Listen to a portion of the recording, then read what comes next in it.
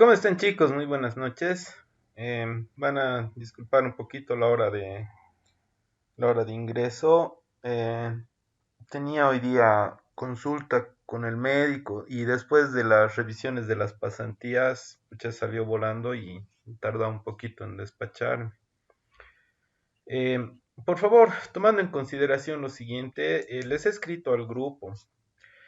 La idea de esto es ya la siguiente semana, el siguiente sábado, no este, ¿no? Sino el subsiguiente, ya vamos a iniciar con las defensas. Entonces, el consejo de conejo y bueno, el último chance que estaríamos dando es hasta donde hayan llegado, no hay problema. Eh, una vez que hagamos la revisión el día de mañana de los planos, esto para taller de modalidad de graduación 2. Vamos a ver de habilitar a los grupos, entonces van a tener una semanita más para que puedan aumentar, corregir y por lo menos que lleguen a un buen porcentaje de avance del diseño. Ya, entonces el día de mañana las personas a las que no se les ha revisado tienen la opción de presentar hasta donde hayan llegado. ¿Ya? Y de esa manera hagamos el sorteo con la mayor parte de los grupos, ¿no? Ahora, por ahí hay algunos que ya han tirado la toalla por completo, entonces, bueno, ya se respeta eso, no hay ningún problema, pero sí se está dando chance, o sea, por lo menos hasta donde hayan llegado, vamos a ver de calificar hasta cierta parte, ¿no? Lo que ya tienen. Y después de eso, vamos a ver de habilitar, vamos a ver ya legalmente cuáles son los grupos que estarían habilitados para defender lo del tercer parcial.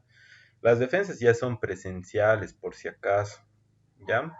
Las defensas ya son presenciales, entonces sí tendrían que venir. Por lo que he visto, y bueno, depende mucho del día de mañana, posiblemente en una clase, en un sábado, terminemos de hacer las defensas, porque es aproximadamente media hora por grupo y hasta ahora, de acuerdo a los grupos que han presentado, no hay muchos, ¿no? Entonces, aprovechen, ¿no? Aprovechen y traten de avanzar, traten de completar la materia y de esa manera, incluso si el siguiente semestre no han llegado a concluir la tutoría, que seguramente muchos están apuntando a eso y seguramente el siguiente semestre van a terminar, no hay ningún problema, yo voy a seguirles supervisando el tema del diseño, se pueden seguir trayendo, consultando.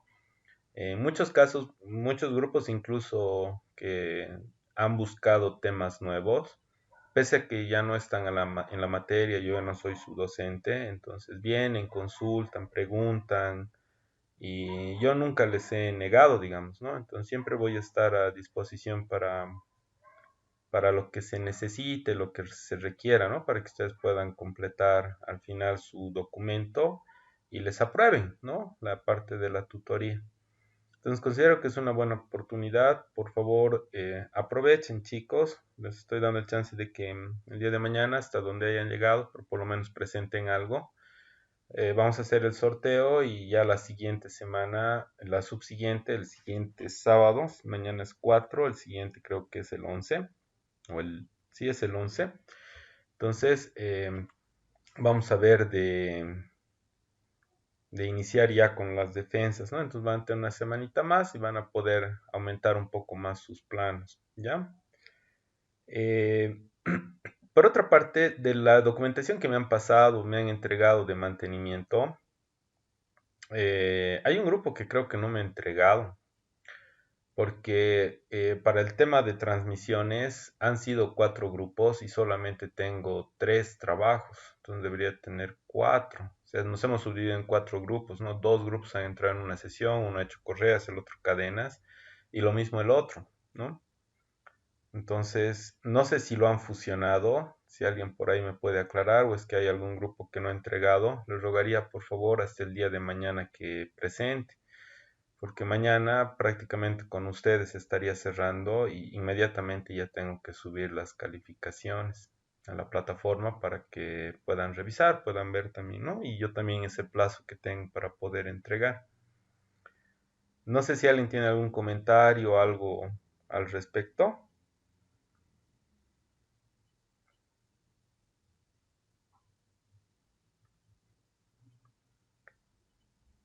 Silencio absoluto. Ya. Muy bien, entonces retomando esto de mantenimiento, em, lo ideal sería que hagamos transmisiones rígidas, pero no sé si lleguemos a alcanzar con el tema de que tenemos reducción de las semanas. Prácticamente con ustedes ya estamos casi terminando. Entonces, voy a ver de terminar de avanzar y si no alcanzamos a hacer transmisiones rígidas por el tema de la cantidad de estudiantes y hay que volver a dividirnos. Entonces sí requeriría las últimas 2 semanitas más. Entonces vamos a ver si alcanzamos o podemos subsanar con algún otro tipo de práctica en la parte de ensayos no destructivos. ¿Ya? Entonces, bueno, continuando con los temas que tenemos de avance de la materia, vamos a ver ahora lo que son transmisiones rígidas, ¿no? Esto de las transmisiones rígidas corresponde a la categoría de engranajes. Anteriormente habíamos visto lo que son transmisiones flexibles, ¿no? Lo que son correas, cadenas, y ahora nos tocaría lo que son transmisiones rígidas. De esta manera, esto que estamos viendo ahora se los voy a pasar también, lo van a tener en la plataforma. Lo primero que nos preguntamos es cómo definen ustedes un engranaje, ¿no? ¿Qué será un engranaje? A ver si me pueden colaborar acá.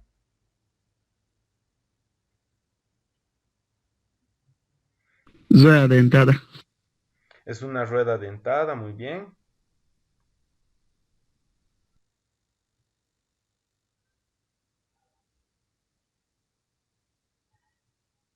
Nada más.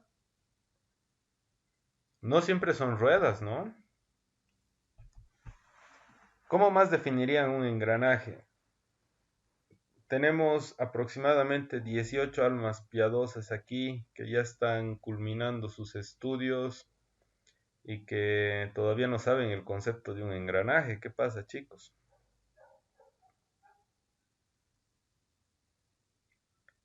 Le vamos a molestar al Cruz. Cruz, ¿qué es un engranaje?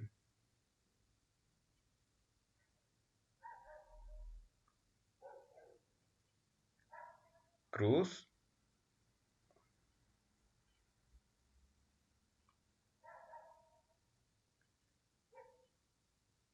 ¿qué le habrá pasado? Edwin Paniagua, a ver si nos puedes colaborar un poco con el concepto de lo que es un engranaje.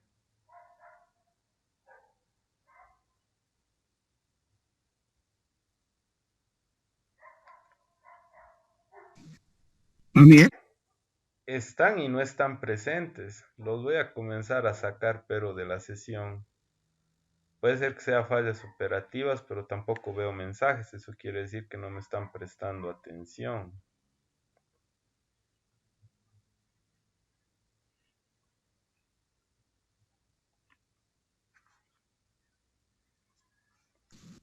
Mamani Jiménez, si me puedes colaborar con el concepto de lo que es un engranaje.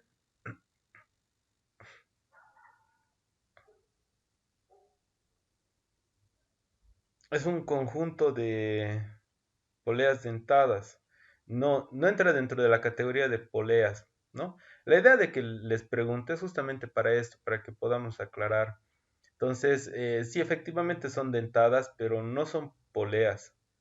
En realidad, hay que partir sistemas para transmitir potencia muy bien, Orozco. Sí, en realidad ese es uno de los conceptos. Son elementos que transmiten energía, transmiten potencia mecánica muy bien, ¿no? Un engranaje es un tipo de mecanismo que tiene dos o más ruedas dentadas, efectivamente, ¿no? También puede ser mixto, ¿no? O sea, que no solamente sea un par, sino puede ser más, ¿no? Ya, entonces vamos a comenzar a unir lo que ustedes mismos están mencionando, ¿no? Estamos hablando de ruedas dentadas, elementos que tienen dentado, estamos hablando de elementos que transmiten potencia. ¿Qué quiere decir que transmiten potencia? Nos van a transmitir momento torsor, nos van a transmitir velocidad, ¿no? Y después de eso vamos a comenzar a hablar de la forma constructiva. ¿De qué elemento nosotros partimos para generar un engranaje? Partimos de un cilindro recto, ¿no es cierto? Un objeto que sea cilíndrico recto. Y después de eso, con el mecanizado, nosotros le dotamos del dentado, ¿no es cierto? Esa es una de las definiciones también de lo que es un engranaje. Es un cilindro recto que está dotado de dentado, prácticamente. Pero no solamente los hay en forma de cilindros rectos, ¿no es cierto? Sino también los hay cónicos, ¿sí? Entonces, los cónicos igual parten de un cilindro recto, se les da la forma cónica y posteriormente se les hace el tallado del dentado. Hay otra categoría más que, bueno, en este caso estamos hablando de estos que son elementos que transmiten movimiento rotacional y convierten en movimiento rotacional. Bueno, en realidad no convierten, sino solamente transmiten, ¿no? Hay otro caso en el cual hablamos de objetos que son rectos, que tienen también dentado, que hacen una conversión de movimiento, ¿no? Convierten el movimiento rotacional en traslacional. Sí, estamos hablando de lo que es el piñón cremallera, ¿no? Que también entra dentro de la categoría, ¿ya? Entonces, tomando en consideración eso, ¿no? De forma un poquito más a definición, ¿no? Se le dice, ¿no? Se denomina un engranaje una pieza de forma cilíndrica, cilíndrica recta, cónica, ¿no? Engranaje cónico, o también que puede ser recto como la cremallera, dotado de un dentado que es externo. Y no hemos hablado del dentado interno. El dentado interno generalmente está asociado a lo que son las cajas planetarias. No sé si alguna vez han visto.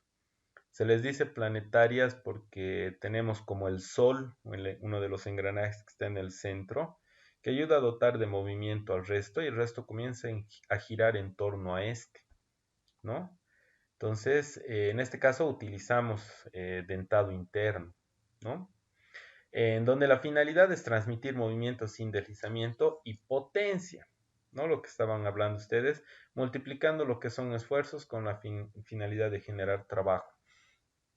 En muchos casos multiplican esfuerzos, pero hay dos tipos de situaciones. Una de ellas es el caso de la caja reductora, que es generalmente lo que nosotros utilizamos, y la otra es la multiplicadora, ¿no? La caja reductora tiene como finalidad reducir la velocidad, que es lo que está mencionando ahora, que es de uso más industrial, porque en industria cuando usamos cajas de engranajes, generalmente lo que buscamos es bajar la velocidad, pero también hay cajas multiplicadoras, ¿no? Entonces las cajas multiplicadoras tienen un uso bastante limitado, ¿no? En el sentido de que cuando nosotros usamos cajas multiplicadoras, generalmente aumentamos la velocidad de rotación. ¿Y en qué casos aumentamos cuando la velocidad de giro es bastante lenta? Normalmente nosotros vemos eso, por ejemplo, en lo que es energía eólica, ¿no? Las palas de un generador eólico generalmente rotan a velocidades muy lentas, ¿no? Porque si girasen bastante rápido, sería bastante destructivo para toda la estructura, ¿no? Por el tema de vibraciones, fatiga, ¿no? Sería destructivo. Entonces, generalmente esa velocidad es lenta, la velocidad del eje del rotor o del rodete, perdón, donde tenemos las palas del aerogenerador es bastante lenta, se conecta una caja multiplicadora y a la salida tenemos una velocidad mucho más elevada, ¿no? Porque a la velocidad de régimen que gira un generador eólico, no llegaría al pico de la curva de un generador eléctrico, ¿no? Que es como trabaja más o menos un aerogenerador. Entonces, en este caso no solamente menciona el tema de multiplicar esfuerzos y normalmente transmitimos velocidades más lentas, pero también se puede multiplicar. ¿Ya? Hasta acá, no sé si tienen alguna duda, alguna pregunta. Cruz, ¿ya estás El vivo? tornillo sin fin entra dentro de... Dime, dime. ¿El tornillo sin fin entra dentro de esto o no entra? Entra, entra, ¿Listo? entra.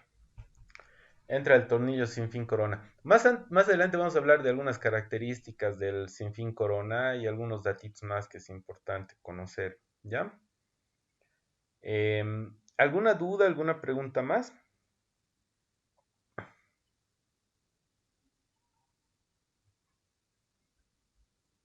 ¿Ya? Lo otro que vamos a hablar es del mecanizado. ¿Por qué estamos hablando de mecanizado si es mantenimiento? Dirán ustedes. En realidad sí forma parte del mantenimiento porque cuando hacemos mantenimiento, si se ha fracturado un diente, lo que nosotros hacemos es podemos solucionar con soldadura y hacer un post mecanizado y volver a incorporar el engranaje al sistema de transmisión. Y generalmente lo que se hace es, en otro tipo de situaciones, cuando ya tiene mucho uso, normalmente pierde, por ejemplo, lo que es el diámetro externo, o sea, por el desgaste de los dientes, o sea, hay una reducción en la altura del diente del engranaje. Por lo tanto, ya no podemos arreglar con relleno, ¿no? Sino en muchos casos hay que volver a mecanizar. Entonces yo les pregunto, ¿qué procesos de mecanizado o fabricación, elaboración de engranajes conocen?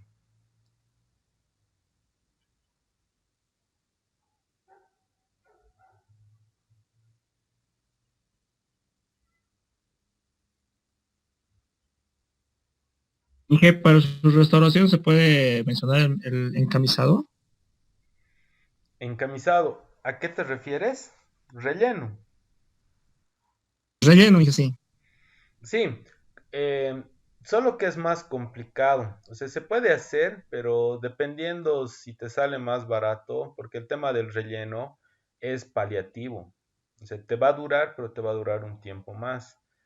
Generalmente se recomienda cambiar todo el engranaje. Ahora, cuando son engranajes grandes, sí se puede hacer porque no es tan fácil mecanizar. Es más fácil rellenar y hacer un post mecanizado sobre el engranaje que ya está hecho. Generalmente en algunos tornillos pasa eso, por ejemplo, ¿no? Eh, Cuando el tornillo es muy difícil de fabricar, nuevamente lo que se recomienda siempre es volver a mecanizar. Entonces lo que se hace hasta que se consiga un nuevo tornillo, se vuelva a fabricar, se hace de forma paliativa lo que es el relleno, ¿no? Hay electrodos especiales para eso. Y después de eso se hace un post mecanizado, ¿no? Hay una empresa, no me acuerdo qué se llama, que está por el instituto que hacía este tipo de trabajos. O sea, se dedicaba a la parte de ensayos no destructivos, vendía equipos de ensayos no destructivos. Metalox se llama. Metalox se llama. No sé si alguna vez han visto o han oído hablar de esta empresa. Tal vez ya no existe. Hace unos 2, 3 años estaba antes de la pandemia todavía trabajando. Esta era una empresa que hacía este tipo de trabajos, ¿no? Se dedicaba al tema de mantenimiento. Entonces, hacía el relleno y hacía el post mecanizado, ¿no? Entonces, sí, sí, Alex, sí se puede utilizar, se considera también el relleno, pero nuevamente lo ideal y lo mejor es siempre volver a mecanizar, volver a fabricar el engranaje, ¿no? O el tornillo. ¿Ya? Está bien, dije, gracias. Muy bien. Entonces, les reitero la pregunta, ¿qué métodos, qué procesos conocen ustedes para la fabricación de engranajes?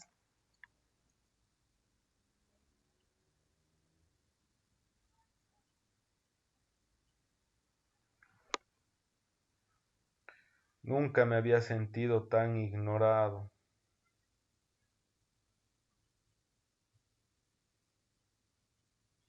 ¿Nadie?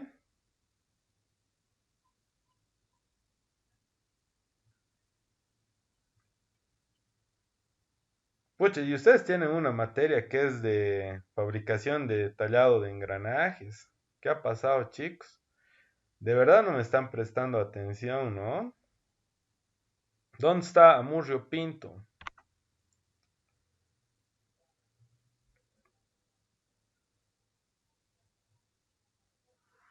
Por ahí lo he visto conectado. Nos olvidamos rápido, dice. Su excusa, pues. Ya. Miren, chicos. A ver, dos procesos de fabricación de engranajes. Una de ellas es la que ustedes conocen por tallado, por ejemplo, ¿no? Se usa la fresa modular, ¿no? Con los discos, con los módulos, y con eso se le da el perfil, la forma al diente, ¿no? Y la otra es por fundición, que tiene también un post mecanizado, porque ustedes saben, ¿no? El acabado superficial que tiene la fundición no es muy bueno, ¿no? Entonces sí requiere un post mecanizado. Ahora, yo les pregunto a ustedes, estamos hablando de procesos de fabricación, lo que pasa es que nosotros como personal de mantenimiento agarramos, detectamos y luego tenemos que ver de sustituir la pieza en caso de que esté mal, ¿no? Ahora, yo les pregunto a ustedes, ¿es importante saber el material del engranaje para que yo pueda volver a fabricar? El tipo de material hay que verificar. Perfecto, Ronald. Muy bien. Entonces, ¿cómo hacemos esto? ¿Cómo determino el material con el que yo voy a volver a fabricar el engranaje? ¿Cómo determinamos?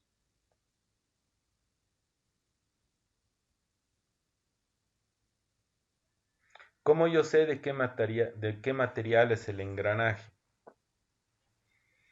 Ensayo de chispa. ¿Ya? ¿Cómo es el ensayo de chispa?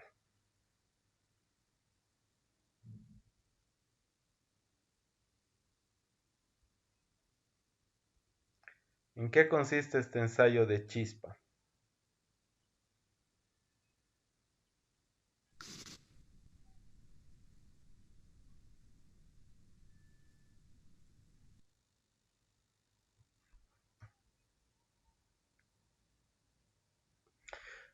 Ustedes ya no han llevado la materia de ¿qué es ensayo de materiales, no? No sé si han llevado, Mm, no, no han llevado ensayo de materiales, pero sí han llevado tratamientos térmicos. sí. Ahí va más o menos también el tema de ensayo de materiales. Em, no sé si saben lo que es un durómetro. ¿Cómo es, Ángel? No, y sí. No saben lo que es un durómetro. Vamos a seguir molestando al Cruz hasta que... Ah, ya, el Ronald sabe. Le vamos a seguir molestando al Cruz hasta que responda. ¿Cómo es, Cruz? ¿Sabes qué es el durómetro?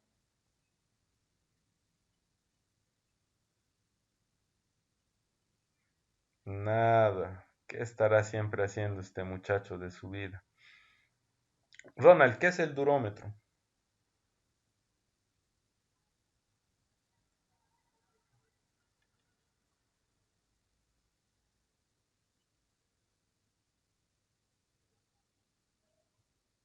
Es una prueba que se hace en un material para determinar la dureza del material. A partir de la dureza del material, se puede determinar qué tipo de material es. Creo que esto se mide en... No me acuerdo su medida. Y existen distintos tipos de medida también. Ya, muy bien, perfecto. Ya. Lo que dice el compañero Ronald es completamente correcto. Hay un ensayo que es de penetración. El durómetro lo que hace es a través de un perdigón dispara y penetra en el material. Y el equipo mismo mide lo que es el diámetro de impronta, creo que se le dice. El impacto del perdigón va a ocasionar una huella en el material y mide eso, mide esa huella. ¿Ya? Ahora, como dice el compañero, hay distintos valores de medida por el tema de que hay distintos tipos de ensayos, ¿no?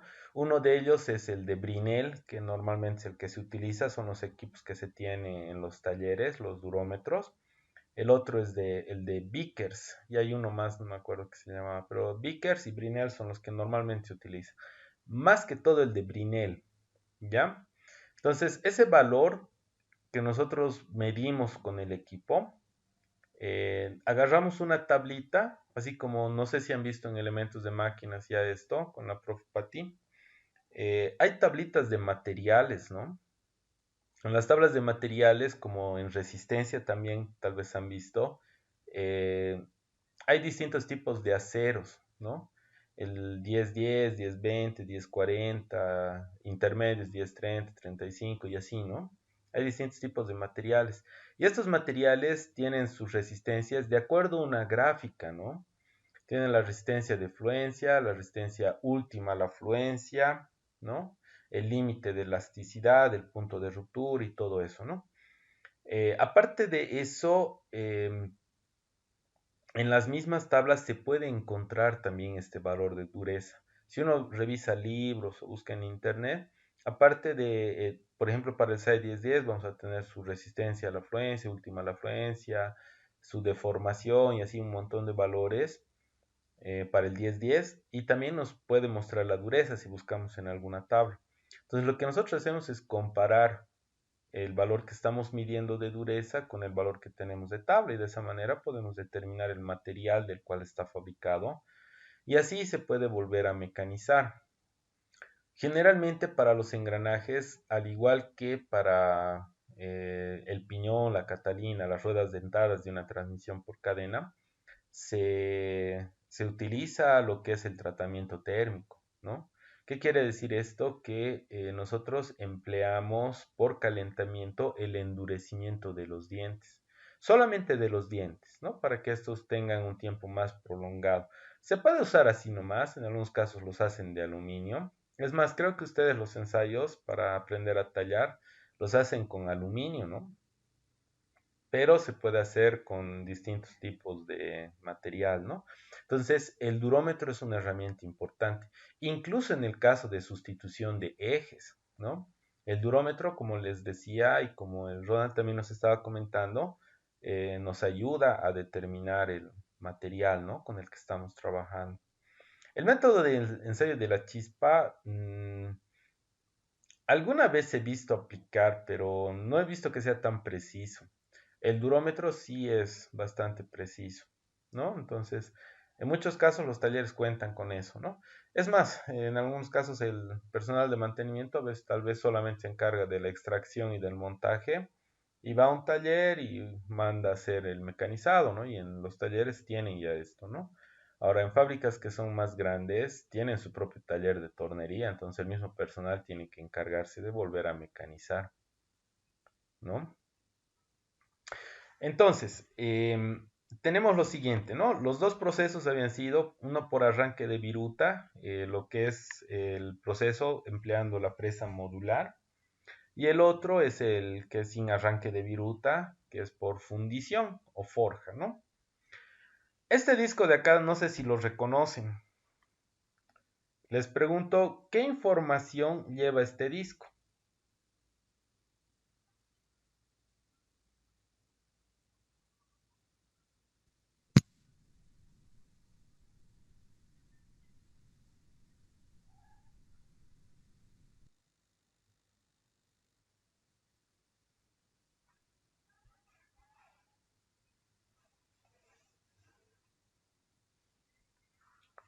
Este es el módulo, ¿no? Con esto nosotros hacemos el mecanizado.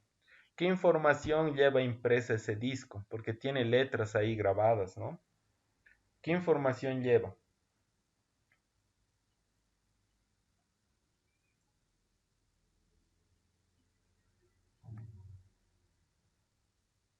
Los voy a devolver a no sé qué materia. Cuarto semestre los voy a devolver por nada menos. ¿Qué pasa, pues, chicos? ¿Qué información lleva este disco?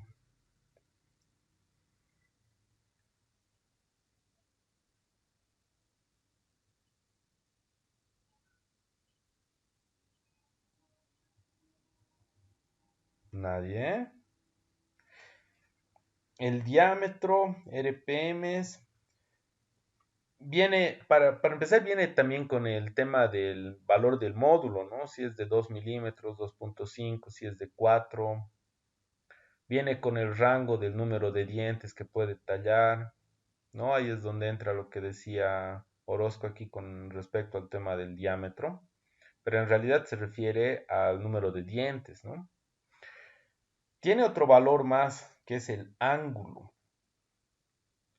que se lo conoce como ángulo de presión. El ángulo de presión que se maneja normalmente va entre los 20 y 22 grados, y eso es normalizado. Estos discos que nosotros utilizamos actualmente son según la norma DIN ISO, y eso es lo que nos da los valores de módulo, el 2, el 2.5, el 4 y así, ¿no? O sea, hay distintos valores de tamaño de módulo, ¿no? Para tallar el...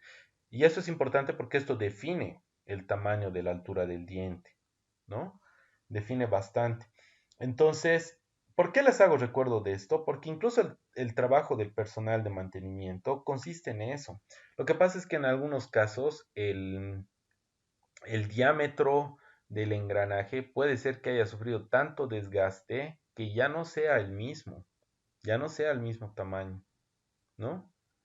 Entonces, ¿qué es lo que se va a hacer? Se tiene que calcular, ¿no? Entonces, ¿cómo calculamos? Hay que ver más o menos qué disco se podría haber utilizado, ver el número de dientes, ¿no? Y tratar de recalcular. Un dato de esos, por ejemplo, para el tema de cálculo es la distancia de centros. Entonces, es importante saber la información que tiene el disco y es importante saber qué norma están aplicando, ¿no? La DIN ISO había sido para este tipo de uso de módulos, ¿no? Con la presa modular. Antes y antiguamente se utilizaba lo que es el diametral pitch, el paso diametral, que era de 14.5, pero en la actualidad ya no se maneja, ¿no? Entonces, es importante esta parte que les estoy mencionando, porque aunque no crean, es parte del trabajo de mantenimiento, ¿no? Bueno, hasta acá no sé si tienen alguna duda, alguna pregunta, alguna consulta, tal vez desean que les repita algo.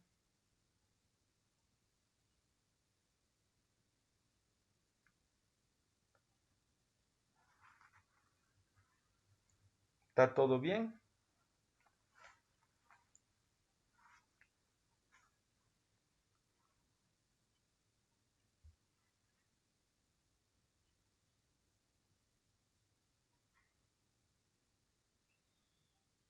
Mm, todo positivo. Dos estudiantes nomás hay en el... Dos, tres estudiantes hay. Simón. Ya.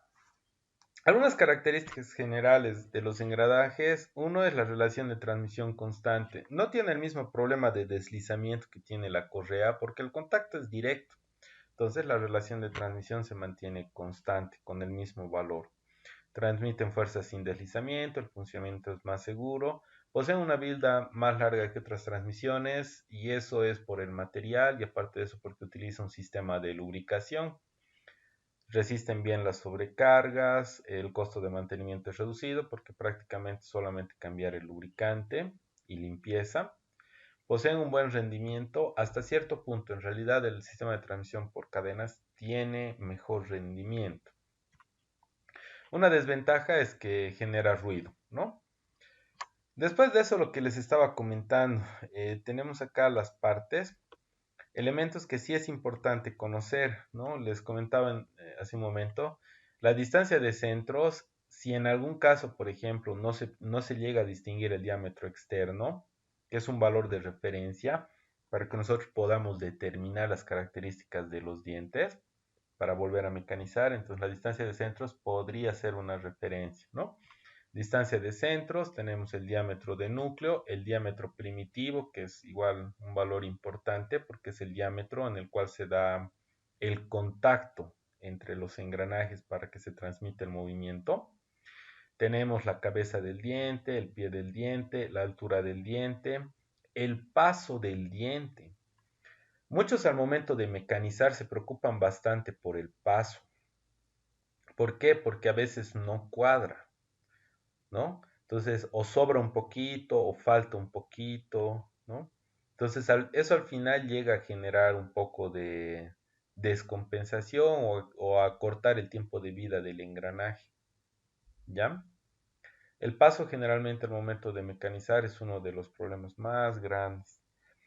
Y el otro que es el ángulo de presión. Ese ángulo que les decía que también está impreso en los módulos, que viene con un valor de 20, viene con un valor de 22, está posicionado de esta manera. Con respecto al eje horizontal, entre los dos puntos de contacto del engranaje se genera un ángulo. Eso es lo que se conoce como el ángulo de presión. Ese ángulo de presión se da entre el punto de contacto que yo tengo con este engranaje y esto al momento de girar está en contacto con esto, se está liberando de este diente y está comenzando a empujar el siguiente diente, ¿no? Para transmitir el movimiento. Hay un instante en el cual tiene contacto con el diente anterior que se está liberando y tiene contacto con el siguiente diente al que va a empujar. Entre esos dos puntos se genera una línea, ¿no? Y con respecto a la horizontal forman un ángulo. Eso es lo que se conoce como el ángulo de presión. Entonces, las ecuaciones de cálculo que tal vez han visto al momento de tallar engranajes o tal vez van a ver en elementos, es parte de esto, ¿no? Nos ayuda para esto. Los distintos tipos de sistemas de transmisión por engranajes tenemos el helicoidal hipoide, el, bueno, los dos son helicoidales hipoides, tenemos los cónicos de dientes rectos, los engranajes cilíndricos rectos con dientes helicoidales, con ejes paralelos, ejes cruzados y los de dientes rectos. También tenemos el sinfín corona que está dentro de la categoría, como mencionaba Ronald hace un momento, preguntaba, ¿no? También entra dentro de esta categoría. Tenemos los bielicoidales, o se los conoce como espina de pescado. Y hay uno que me he olvidado poner por acá, pero que también entra, que es el piñón cremallera, ¿no? Que es prácticamente el recto. ¿Sí?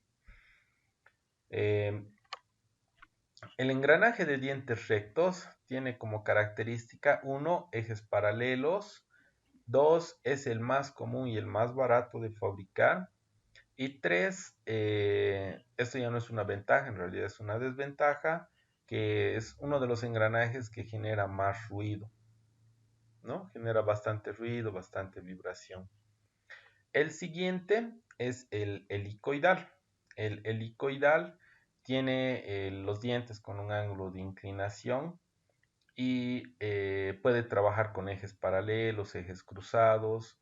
Y este tiene una ventaja. Puede trabajar con cargas más elevadas, con velocidades de transmisión más elevadas, por el tema de que reduce el nivel de vibración y ruido. ¿Sí? Pero tiene un inconveniente. Lo que pasa es que cuando el diente es recto, la fuerza no se distribuye. En cambio, en el engranaje de dientes helicoidales, la fuerza con la que está girando, porque el engranaje tiene el diente helicoidal, sí se distribuye.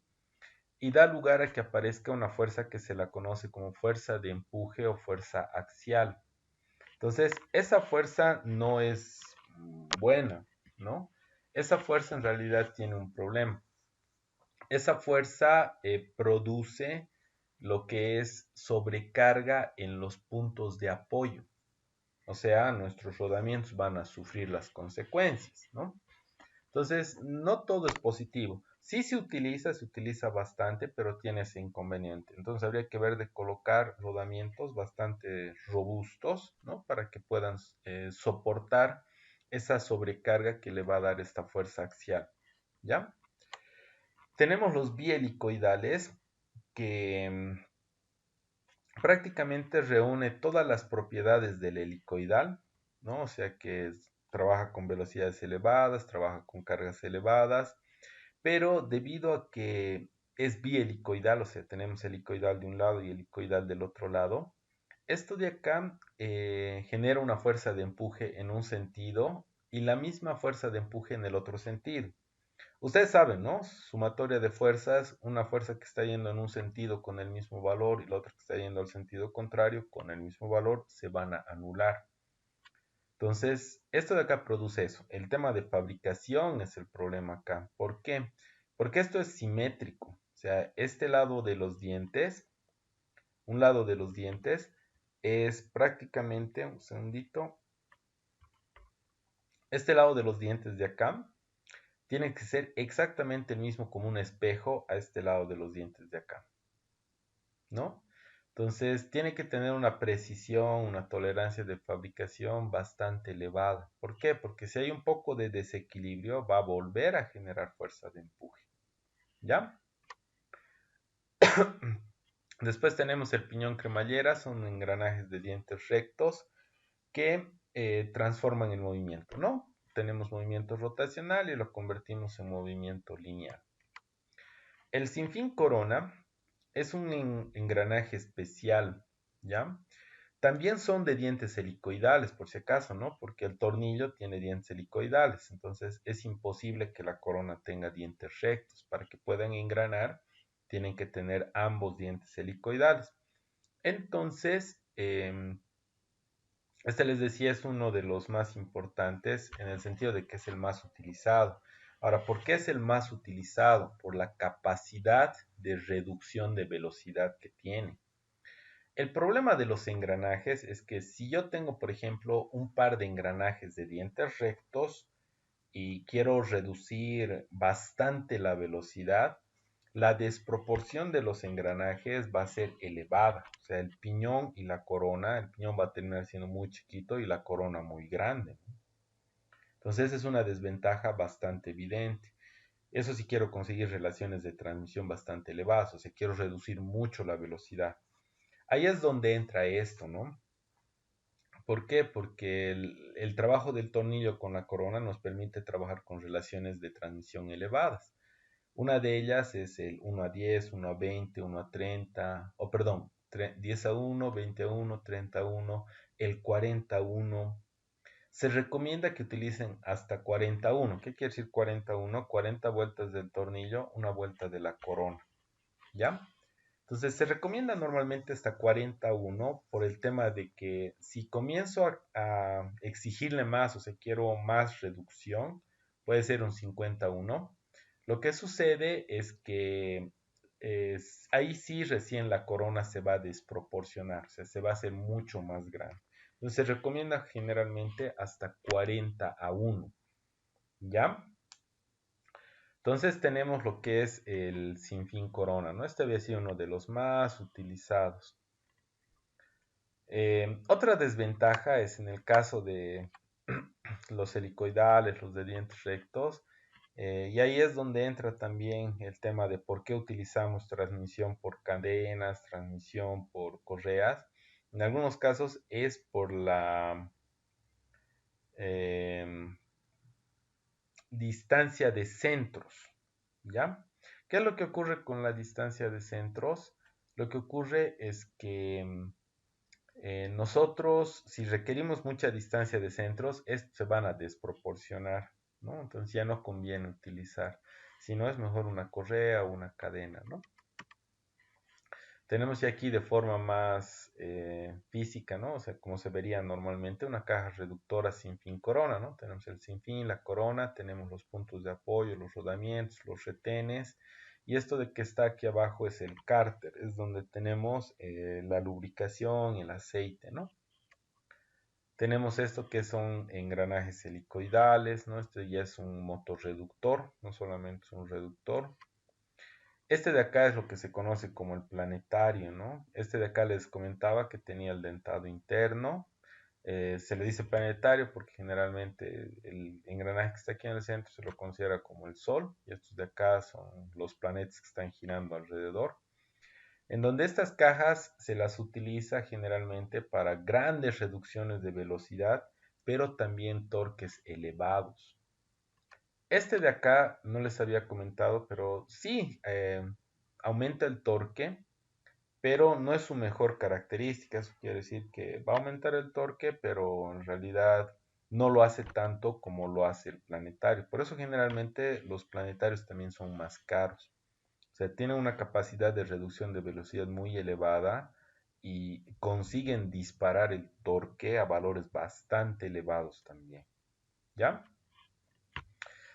Hasta acá, no sé si tienen alguna duda, tienen alguna pregunta, alguna consulta. Cruz, ¿cómo es? ¿Estás vivo?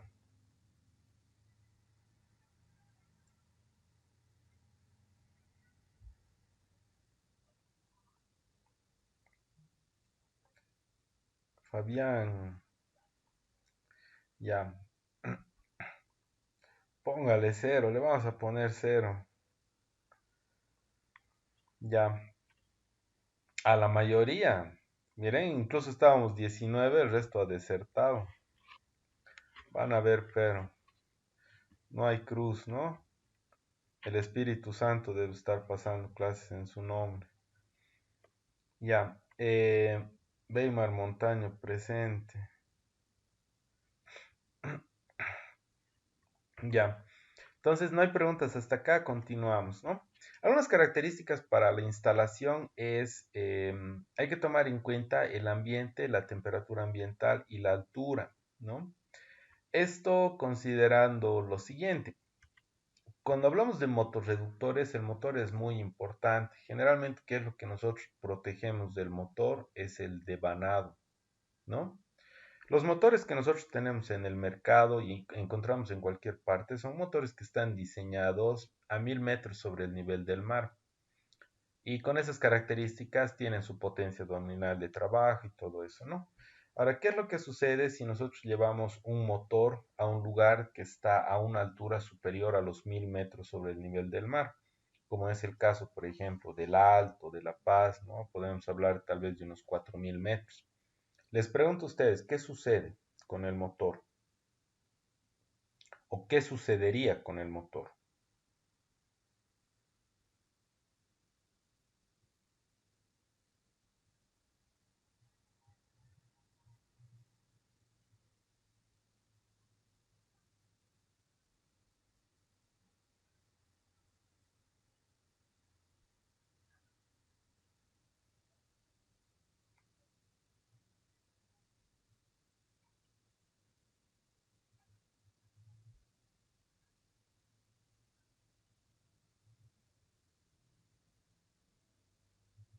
¿Nadie?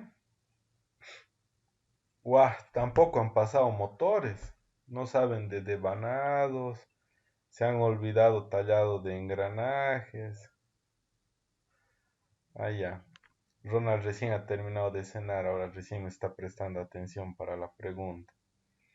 ¿Qué es lo que pasa si estos motores que estamos mencionando, que han sido diseñados para trabajar a 1000 metros sobre el nivel del mar, y en base a esos 1000 metros, ustedes en la placa ven su velocidad nominal de trabajo, su potencia nominal de trabajo?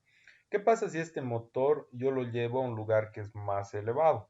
Estamos hablando de un lugar que tal vez está sobre eh, los 1000 metros sobre el nivel del mar, como por ejemplo en el caso de La Paz, el Alto, ¿no? Estamos hablando de tal vez unos 4000 metros. Entonces, ¿qué pasa con este motor que ha sido diseñado para 1000 metros y lo llevamos a trabajar a un lugar que está a 4000 metros?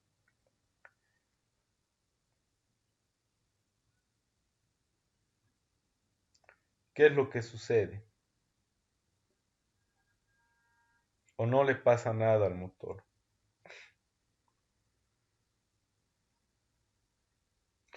Y caliente, caliente Orozco.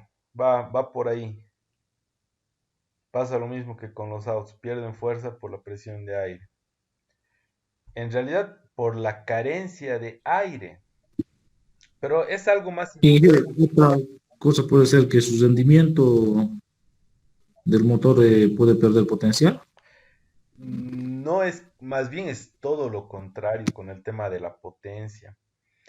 ¿Qué es lo que pasa con los motores? ¿El motor tiene sistema de refrigeración? Les pregunto. ¿Tiene?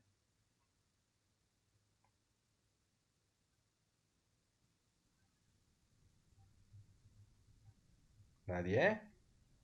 Uh, estamos fregados, che. El ventilador, Inge, el ¿Tiene? motor. Claro, pues muy bien, Alex. Tiene pues, un ventilador el motor. Y no solamente eso, tiene aletas a los costados que son para disipar la temperatura. Entonces, no es completamente hermético el motor. O sea, ¿qué quiero decir? Que el ventiladorcito tiene su rejilla, pero la rejilla en realidad lo que hace es ayuda a absorber el aire y redirecciona todo ese aire que está absorbiendo el ventilador y lo redirecciona a las aletas del motor para que refrigere. ¿No es cierto? ¿Qué es lo que sucede en lugares donde no hay mucho aire? ¿Qué es lo que pasa con la altura? ¿Por qué les da el mal de Soroche? por la carencia de aire, ¿no? Entonces, ¿qué pasa si yo no llego a refrigerar, no llego a darle, a bajar la temperatura, su temperatura nominal de trabajo del motor? ¿Qué pasa? ¿Qué es lo que le pasa al motor? Bobinas recalentadas, Inge. Bobinas recalentadas. Eso que está mencionando el compañero es el problema más grande que hay. Se dañan las bobinas, correcto. Entonces, el tema de la carencia de aire, y ese es el problema que tienen las alturas, tiene que ver con lo que decía Orozco hace un rato, ¿no? Pierden fuerza, no es tanto que pierden fuerza, sino más bien es sobrecalentamos, sobrecargamos. Si el motor yo lo voy a hacer trabajar, si es de 5 HP con casi su carga nominal, lo voy a matar al motor porque no tiene un buen sistema de refrigeración, lo estoy prácticamente sobrecargando. Es como si ese motor de 5 HP estuviese trabajando como uno de 7.5, más o menos, ¿no? A una altura de 4000 metros. Entonces, ¿qué es lo que va a pasar con las bobinas? Se van a sobrecalentar. Ahora, las bobinas tienen un barniz, tienen un barniz. ¿Qué es lo que pasa con el barniz con el exceso de temperatura? Porque para eso refrigeramos.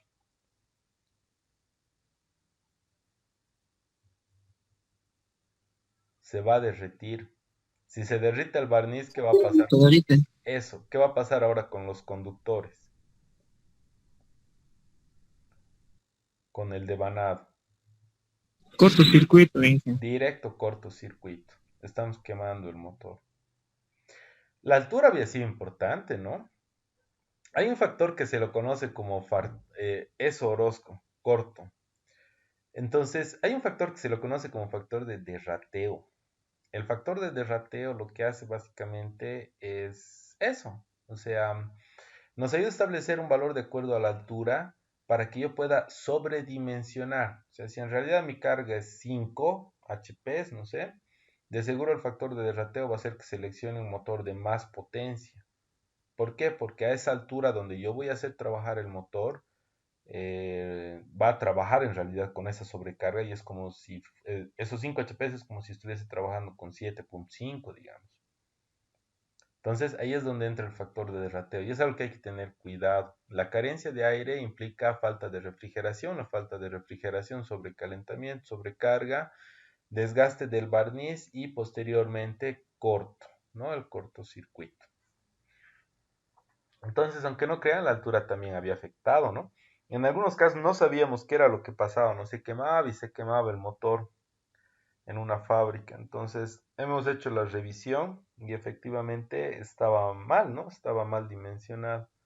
O sea, se le sobrecargaba y no era la potencia de trabajo, en realidad la correcta para la aplicación que tenía, ¿no? Entonces, el factor de derrateo había sido bien importante, ¿no?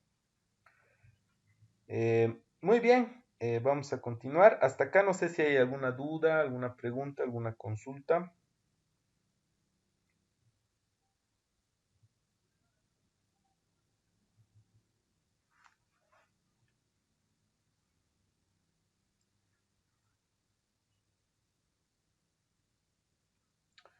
Qué reacios estos chicos. Ya, todo posi. Ya. Lo otro de lo que vamos a hablar tiene que ver con la parte de lubricación. Hay que tomar en cuenta dos sistemas de lubricación, ¿ya? Uno de ellos es el que consiste en el salpique, ya que es uno de los más utilizados. Nosotros tenemos el cárter, donde almacenamos el lubricante, y de ahí el engranaje comienza a girar y comienza a transportar el lubricante, salpicar por todas partes. Entonces lubrica rodamientos, lubrica engranajes, lubrica todo, ¿ya? Generalmente para la cantidad de lubricante que nosotros vamos a utilizar, generalmente para la cantidad, tenemos un visor, ¿no? Entonces el visor nos indica hasta qué nivel yo debo insertar o debo colocar la cantidad de lubricante. Ahora, en algunos casos, si no tuviese el visor, fuese una caja reductora antigua, pero generalmente tienen, ¿qué es lo que debería hacer? El lubricante tiene que llegar a sobrepasar por un poco 3 dientes del engranaje. Ustedes dirán, pero aquí en la imagen no se ve tres dientes, ¿no? Y están en lo correcto, no se ve tres dientes, ¿no? O sea, el nivel de aceite está hasta aquí, aquí yo tengo mi engranaje y este está por encima, ¿no? O sea, tres dientes sería como este de acá tiene aproximadamente tres dientes que están inmersos, están introducidos en la piscina de aceite. Pero este es un caso particular porque tenemos un tren de engranajes. Este está conectando con este y este con este. Lo que sucede es que si yo agarro este engranaje y reduzco el nivel de aceite y le pongo así como estábamos diciendo, que solamente llene los tres primeros dientes, está bien, este engranaje va a comenzar a girar y va a comenzar a transportar el aceite y le va a salpicar a este. Este de acá, con lo que este le está alimentando, va a estar tranquilo, pero este de acá, como no está arrastrando nada, no va a llegar a lubricar al siguiente engranaje. Entonces, el engranaje que debería tener los 10 dientes, los 3 dientes colmados, es este del centro. Si fuesen solamente dos o solamente uno, no hay problema. Si este fuese un sinfín corona, por ejemplo, ¿no? El sinfín va a estar arriba, la corona está aquí, se pone solamente hasta los 3 dientes y listo. ¿Ya? De esa manera garantizamos de que esto va a arrastrar y va a salpicar por todas partes. Pero este es un caso particular, como les comentaba. ¿Ya? Entonces, se está tomando en cuenta desde este para que este pueda salpicar al siguiente diente, al siguiente, ¿qué es? Al siguiente engranaje. Algo más que quería comentarles de este sistema. No, eso es todo. Hay otros sistemas que son ya forzados. O sea, tienen una bomba, tienen un filtro y tienen un sistema de aspersores, ¿no? Y de esa manera, a chorro, con presión, llegan a lubricar al engranaje, a la caja reductora, ¿ya? Entonces, este tipo de lubricación se lo utiliza generalmente cuando nosotros hablamos de cajas reductoras bastante lentas y con mucha carga, ¿ya? Los tipos de aceites que se va a usar generalmente tienen que tener estas características, ¿no? Tienen que ser inhibidos, antirrumbre, antiespumantes, antioxidantes, esos son los inhibidos. El antiespumante es bien importante porque los engranajes son prácticamente como licuadoras y las burbujas de aceite, las burbujas, perdón, de aire en el aceite pueden provocar cavitación. ¿Qué es la cavitación? Es que esa burbujita por la presión de trabajo que tiene implote, o sea, no explote, como es al interior se le conoce como implosión y genere como pequeñas cavidades en la superficie de los engranajes. Se utiliza aceites compuestos también. Se los utiliza también los aceites que son de extrema presión y en algunos casos sintéticos, pero eso dependiendo de la temperatura de trabajo. Hemos visto que la temperatura afecta, ¿no?, a la viscosidad del lubricante. Entonces, cuando es bastante elevada la temperatura, no tiene que variar mucho la viscosidad. Entonces, si le pongo un aceite mineral normal, de seguro que la viscosidad va a bajar. Entonces, necesitamos aceites que sean sintéticos. Muy bien, hasta acá no sé si tienen alguna duda, tienen alguna consulta, alguna pregunta, comentario. Demasiado callados han estado hoy día.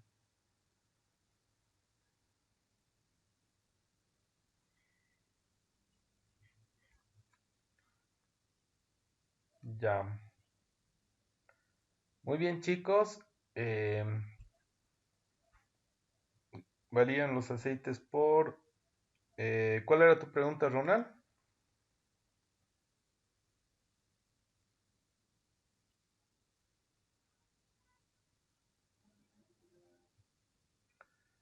Sí, varían de acuerdo al fabricante. Generalmente, pero nosotros, mira, usamos el ISO BG, el ISO BG 50, el equivalente del SAE 50, igual para los que son los YPF, ¿no? Los que son de Producto Interno. Generalmente nosotros en nuestro mercado utilizamos esos, por ejemplo, ¿no? Pero varía también de acuerdo al fabricante, ¿no? Hay distintos tipos de marcas. Como te comentaba, generalmente en nuestro mercado usamos nuestro producto interno, ¿no? Usamos los aceites YPF, ¿no? Que son de extrema presión, por si acaso, ¿no? No es cualquiera. Generalmente, pero los que cuando uno compra un líquido lubricante para caja reductora, de por sí ya viene con aditivos que son de extrema presión.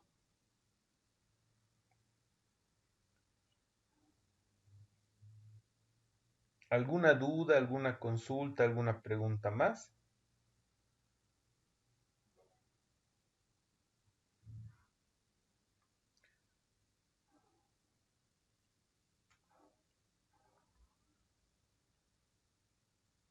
De una amoladora. Por el tema de la velocidad, se podría poner un sintético, porque sí llegan a calentar bastante, ¿no? Pero las amoladoras, a ver, ¿en qué caso ustedes hacen mantenimiento o harían mantenimiento de una amoladora?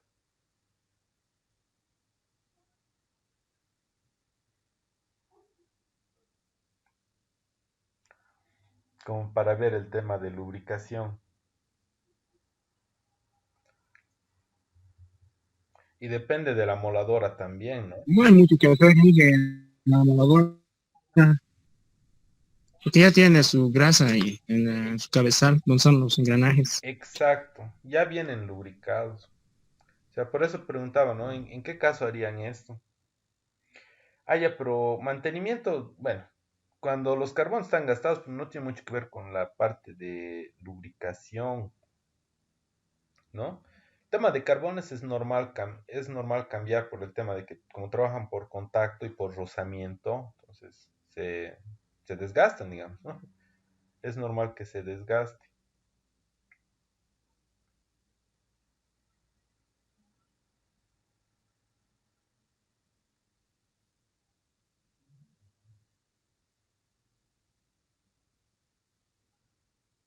Ah, habría que leer los datos técnicos, ¿no? Por algo te han dicho en la tienda, pero generalmente, como decía el compañero, vienen ya lubricados, ¿no? Cuando uno compra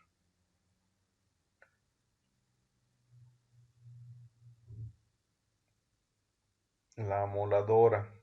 Ahora, las amoladoritas, las de 4,5, las de 7, vienen lubricadas. O sea, no vienen con tanto detalle, digamos, ¿no? Como para tomar en cuenta.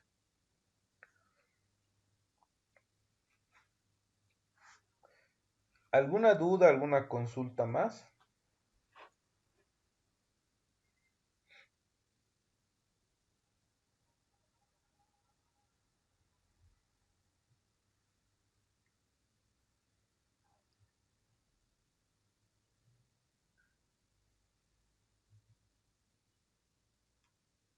Ya. Ya chicos, quedamos hasta acá entonces. Nos vemos hasta el día de mañana, por favor, para los que van a presentar sus planos. Los que tienen alguna tarea pendiente de mantenimiento también lo llevan mañana, por favor, si es que corresponde. El día de mañana, al momento de revisar, les voy a volver a habilitar la plataforma para que puedan subir los planitos, ¿ya? Entonces, quedamos hasta acá y nos vemos hasta el día de mañana. El día de mañana ya les voy a publicar la lista y el orden para las defensas y con eso ya estaríamos preparándonos para la subsiguiente semana. Sábado prevean los que van a defender porque sí necesito que sea presencial, no va a ser virtual. ¿Ya? Muy bien, chicos. Y que hay una preguntita. Mañana podemos definir qué proyecto puedo realizar para el próximo semestre. Podemos coordinar. Date una vueltita, por Ron. Ah, ya listo, dije. ¿Ya? Quedamos hasta acá entonces, chicos. Que pasen buena noche, que tengan un descanso reparador y que se quemen las pestañas como corresponde a los que van a trabajar con sus planos. Nos estaríamos viendo hasta el día de mañana ya. Nos vemos, chicos. Que pasen buena noche.